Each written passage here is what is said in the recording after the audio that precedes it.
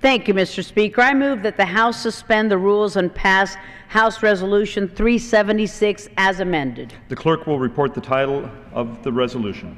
House Resolution 376, resolution calling for the repatriation of POW MIAs and abductees from the Korean War.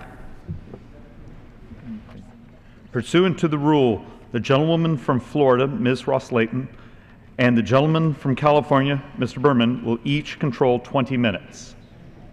The chair recognizes the gentlewoman from Florida. I thank the Speaker. I ask unanimous consent that all members may have 5 legislative days in which to revise and extend their remarks and include extraneous materials on this bill. Without objection, so ordered. Thank you, Mr. Speaker. I yield myself such time as I may consume, and I ask that I may submit my full statement for the record. Without objection, so ordered. Thank you, Gentlewoman sir. is recognized. I am so pleased to rise in strong support of House Resolution 376, calling for the repatriation of POWs, MIAs, and abductees from the Korean War. It is fitting that this resolution was introduced by one of the House's own Korean War vets, Congressman Charlie Rangel. Hasn't had a bad day since. Mr. Rangel received a Purple Heart for the wounds he received in fighting his way out of an ambush by Chinese forces in sub-zero temperatures in the early months of the Korean War.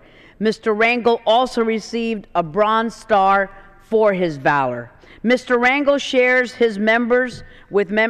this with members Sam Johnson, Howard Coble, and John Conyers, Korean veterans, all a personal knowledge of how crucial this resolution is in addressing unresolved issues from that long-ago conflict.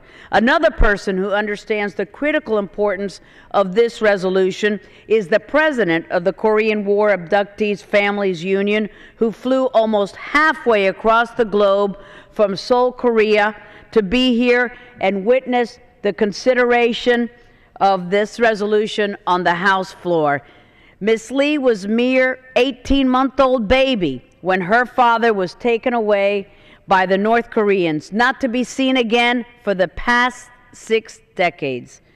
Mr. Speaker, General MacArthur, returning from the Korean front in 1951, famously told the U.S. Congress that the American people had old soldiers never die, they just fade away. How sadly ironic that some of the old soldiers of the Korean conflict in which General MacArthur served have indeed faded away into a North Korean gulag. But through this resolution, we clearly demonstrate that these old soldiers will not be allowed to just fade away into the fog of war. This resolution reminds us that 8,000 Americans missing in action from Korea remain unaccounted for, and that an estimated 73,000 South Korean POWs were not repatriated and were held in North Korea against their wills. In addition, approximately 100,000 South Korean citizens were forcibly abducted by North Korea during the Korean conflict. The recent U.S.-North Korea agreement to resume the search for the remains of an estimated 5,500 U.S. soldiers lost inside North Korea is welcomed by American families, those who have endured 60 years of unresolved grief over the loss of their loved ones. It is our hope that the procedures for payment of the cost of the MIA recovery by our Department of Defense are more transparent than the delivery of suitcases full of dollars to North Korean generals, as was done in the past. We have also the highest respect for the Joint Prisoners of War, Missing in Action Accounting Command in Hawaii, which processes our soldiers' remains once they make that final journey home from Korea. I am certain that those who seek to identify remains are aware of Ronald Reagan's famous adage, trust but verify. And this applies doubly to North Korea. Let us not forget that only a few years ago, Pyongyang provided our Japanese allies with the purported remains of a 13-year-old schoolgirl abducted to North Korea many years before, which turned out to be bogus. We do not want to see any of our POW MIA families so cruelly tricked by North Korea.